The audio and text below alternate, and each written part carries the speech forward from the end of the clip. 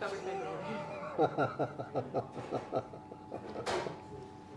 We're at the Clarence with Josh McCormick, and we're going to have a quick chat about the menu here. We're sat in the pub area. There's also a dining room. What is the kind of mix of what you do here in terms of food and drink? Tell me a bit about the room. So downstairs, this area here that we're currently in, we're trying to make it as accessible as possible with like the locals in mind. So a focus on cocktails, draft beers, whether that's a pint of Guinness, lager, now our wines by the glass, champagne, and then there's also a lovely pub snacks menu there as well. Yeah. And we wanted that to kind of continue with a similar vibe upstairs to the restaurant with the menu that they have up there.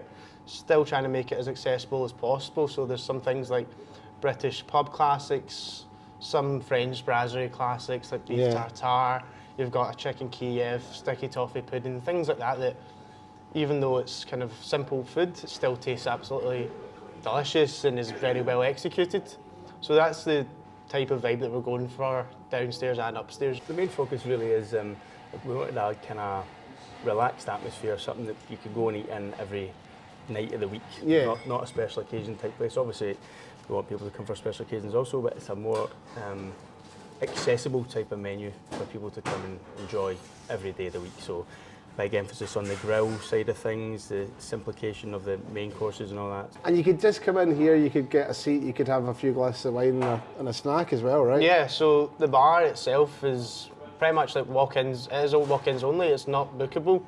And we just want to keep it that way. We just don't want to it's just easier and more accessible that way. Yeah, if people so are... it kind of feels like a neighbourhood place, but probably a neighbourhood place that you'd like to travel to as well, 100%. right? Like we do have that element. There's people we've noticed that we kind of have like a range of like an hour's distance away that we notice that people come from. So whether that's down from where I'm from in Ayrshire or Helensburgh or the outskirts of Edinburgh, there's still people that are wanting to travel even just for the bar aspect of things.